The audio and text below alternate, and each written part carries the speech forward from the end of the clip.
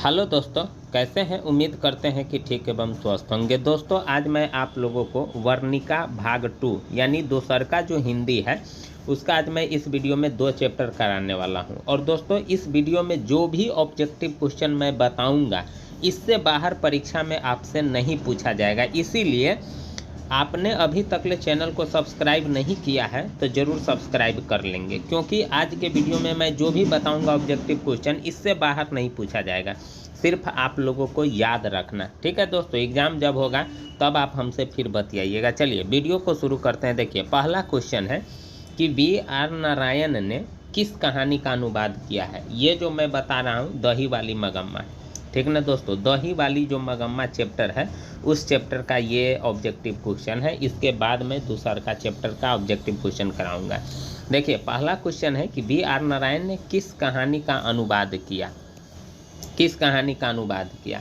तो दोस्तों, दही वाली मगम्मा का अनुवाद किया। इसका सही ऑप्शन आपका बी हो जाएगा, ठीक है। चलिए, अगला क्वेश्चन है कि दही वाली मगम्मा पाठ के लेखक कौन है।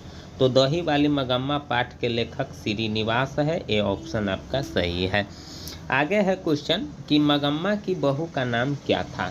तो मगम्मा के बहू का नाम नंजम्मा था। ये ऑप्शन आपका सही है, ठीक है। अगला क्वेश्चन है कि उस घर में, ठीक है, यहाँ जो आप देख रहे हैं उस घर में अब सास और बहू में स्वतंत्रता की होड़ लगी है। ये जो पंक्ति है किस कहानी की है।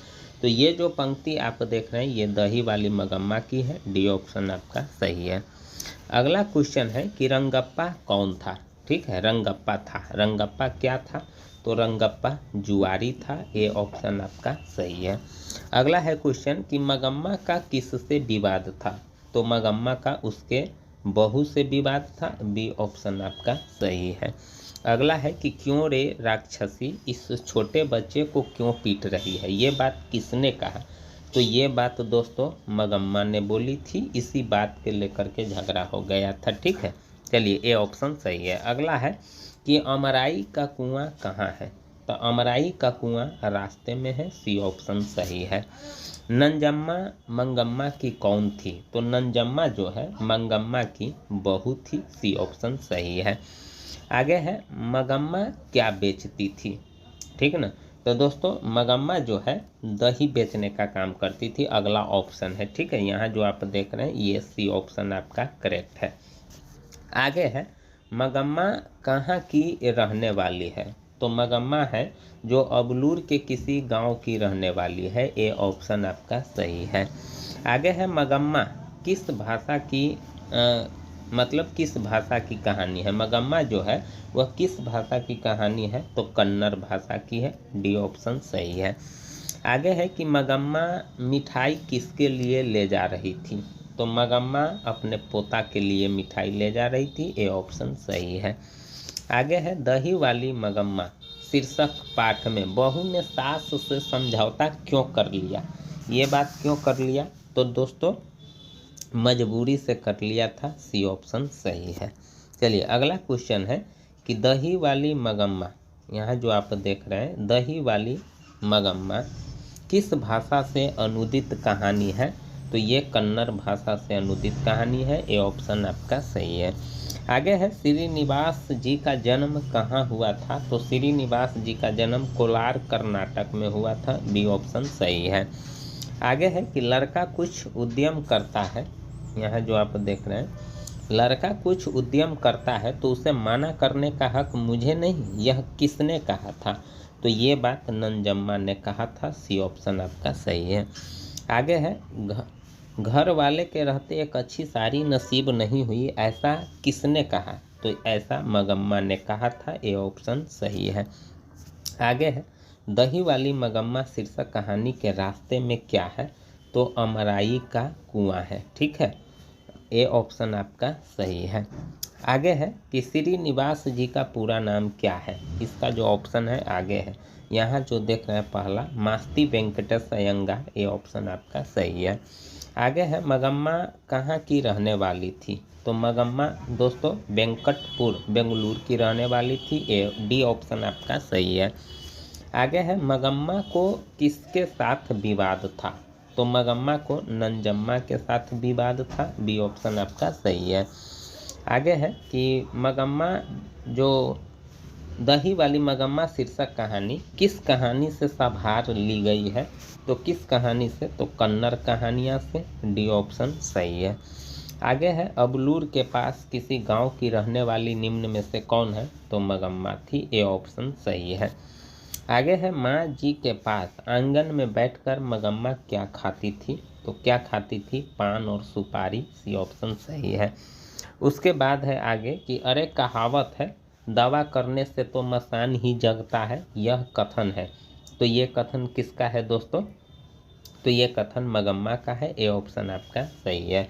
अब दोस्तों अगला जो आप क्वेश्चन देख रहे हैं ये ढहते विश्वास, ठीक है, इसका मैं अब बताने वाला हूँ। यहाँ आगे क्वेश्चन देखिए कि लक्ष्मी के बड़े लड़के का नाम क्या है, तो लक्ष्मी के बड़े लड़के का नाम अच्युत है, इसमें मिसप्रिंट हो गया है, डी ऑप्शन आपका सही है।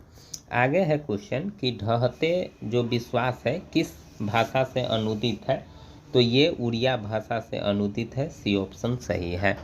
आगे है ढहते विश्वास कहानी किस लेखक द्वारा अनुदित है, तो ढहते विश्वास जो कहानी है वह राजेंद्र प्रसाद द्वारा अनुदित है, ए ऑप्शन सही है। आगे है विपत्ति अकेले न आकर संगी साथियों के साथ आते हैं, यह पंक्ति किस पाठ की है, तो ये पंक्ति ढहते विश्वास की है, सी ऑप्शन आपका सही है। आगे है दोस्तों कि लक्ष्मण कहाँ नौकरी करता था, तो ये जो लक्ष्मण देख रहे हैं ये कलकत्ता में नौकरी करता था, सी ऑप्शन आपका सही है। उसके बाद है आगे कि लक्ष्मी डॉट डॉट कहानी का केंद्रीय पात्र है, तो ढहते विश्वास का, ए ऑप्शन सही है। आगे है बाढ़ की समस्या डॉट डॉट कहानी के केंद्र में है, तो ढहते विश्वास कहानी के केंद्र में है, बी ऑप्शन सही है। आगे है ढहते विश्वास कहानी की प्रमुख पात्रा कौन है, तो लक्ष्मी है, सी ऑप्शन आपका सही है।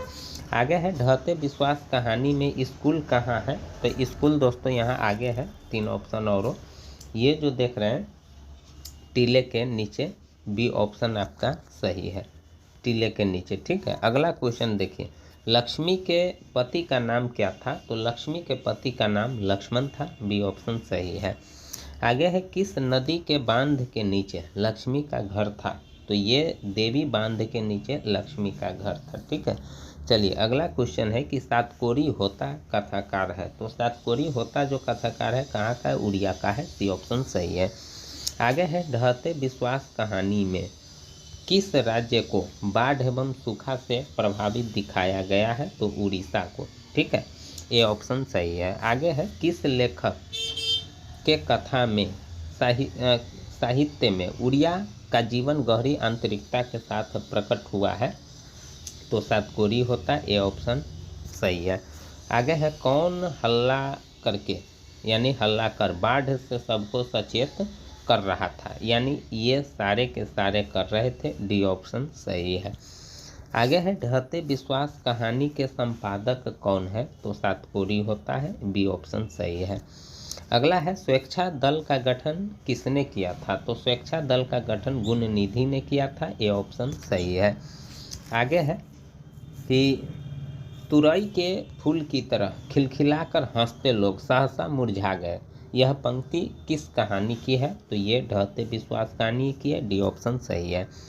आगे है बारी बारी से गांव के लड़के किसकी निगरानी कर रहे थे, तो दलेई बांध की, ए ऑप्शन सही है।